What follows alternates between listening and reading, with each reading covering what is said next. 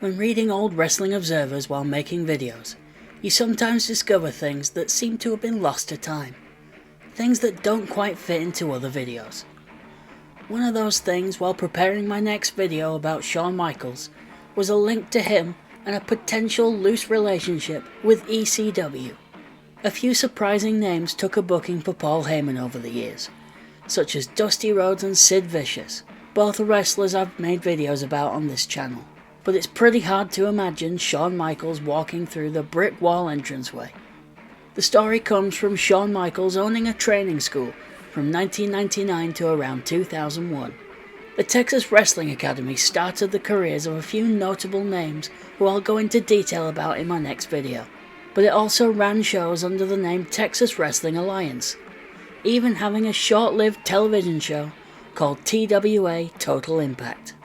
On March 21, 2000, future ECW World Champion and former member of the Clique, Just Incredible, would wrestle for TWA.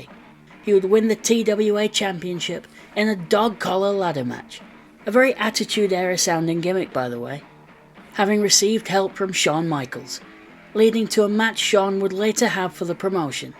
In the March 13th Wrestling Observer, before Justin's appearance, Dave Meltzer wrote, "Just Incredible will be working the TWA show on 3/21 in San Antonio.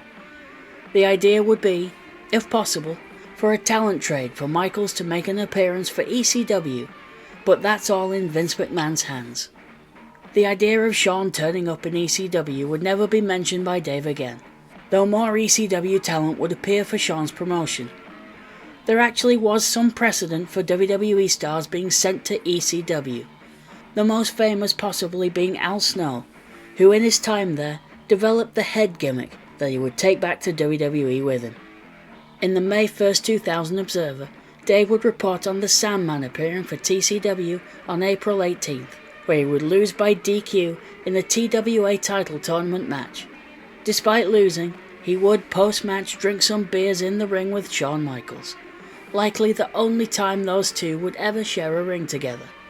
Can you imagine what a match between those would look like? I can, and it wouldn't be pretty. It turns out there might be another reason that Shawn would book ECW talent, according to the Wrestling Observer. In the May 15th 2000 edition, Dave would write that, when the TWA started, WWF was sending talent almost every week, but the talent complained about how they were treated, and it resulted in no more talent being sent. Of late, TWA crowds have picked up markedly through appearances by Just Incredible and the Sandman from ECW, with probably the biggest crowd in the range of 1,000 being drawn when Shawn Michaels wrestled his last match. I did say at the start of this video that it would be a pretty tenuous link, but it is at least one, an unlikely one between Shawn and ECW. In my next longer video on this channel, I'll go into detail about more matches that Shawn had for other promotions while under a WWE contract, as well as his one TWA match and the back injury that kept him away from WWE in-ring action at the same time. Thank you for watching yet another wrestling channel.